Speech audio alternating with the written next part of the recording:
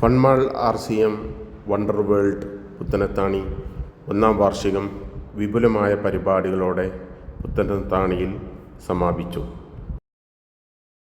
വിവിധ അച്ചീവേഴ്സിനുള്ള മൊമെൻ്റുകൾ സദസ്സിൽ വിതരണം ചെയ്തു.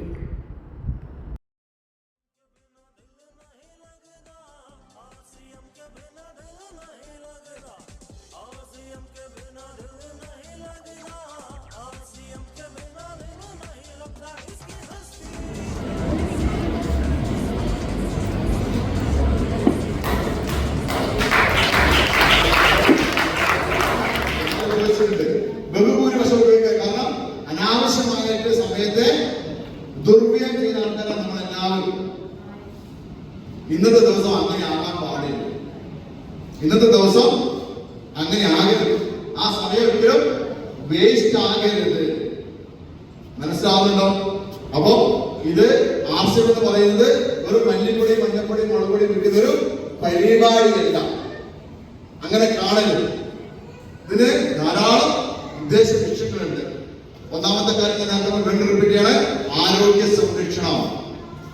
ഈ കാലഘട്ടത്തിന് ഏറ്റവും ആവശ്യമാണെന്ന് ആരോഗ്യ സംരക്ഷണം. അവിടെ രണ്ടാമതെന്താണ് സ്വാശ്രയത്വം. എല്ലാവർക്കും സ്വന്തം കാര്യം നിൽക്കണം. ആരോഗ്യം കൊണ്ട് മാത്രം കാര്യമായില്ല.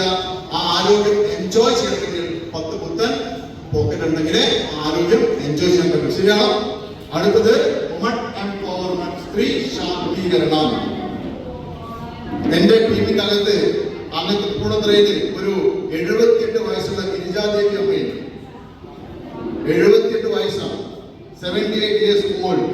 78 വയസ്സുള്ള ഗിരിജാദേവി അമ്മ ഇന്ന് RCM നിന്നും പ്രതിമാസം വാങ്ങിക്കുന്ന വരുമാനം എന്ന് പറയുന്നത് 30,000 രൂപയാണ്. 30,000 rupees. 4 വർഷം തന്നെ കൊച്ചുമകൻ RCM ചെയ്ത് അതിന്റെ കൂടെ കൂടിയതാണ്. ഇന്ന് ഗിരിജാദേവി അമ്മയുടെ വരുമാനത്തിനാണ് 30,000 rupees മന്ത്ലി ഇൻകം. ചിന്തിക്കണം നിങ്ങൾ.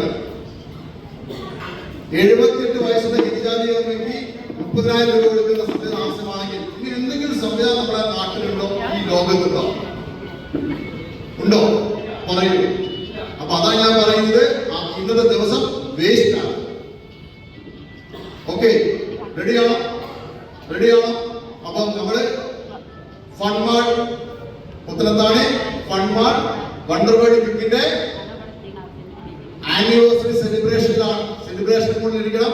പക്ഷെ ആ സമയത്ത് കാര്യങ്ങൾ പഠിച്ചാൽ കാര്യങ്ങൾ ഭംഗിയായിട്ട് ചെയ്യാനും പറയാനും ഒക്കെ പറ്റും.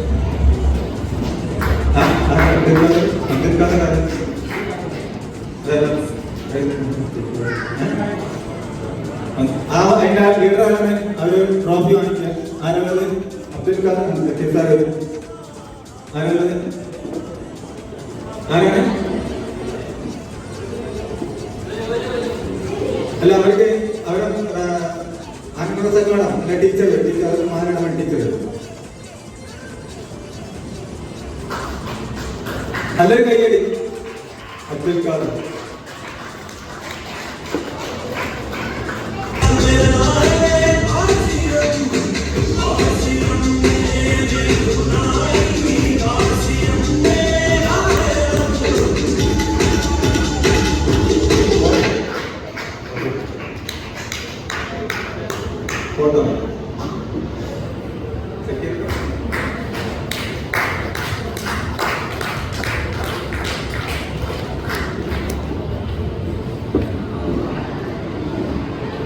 അടുത്ത പിന്നീട് അബ്ദുൽ മജീദ് പുത്തനത്താണി.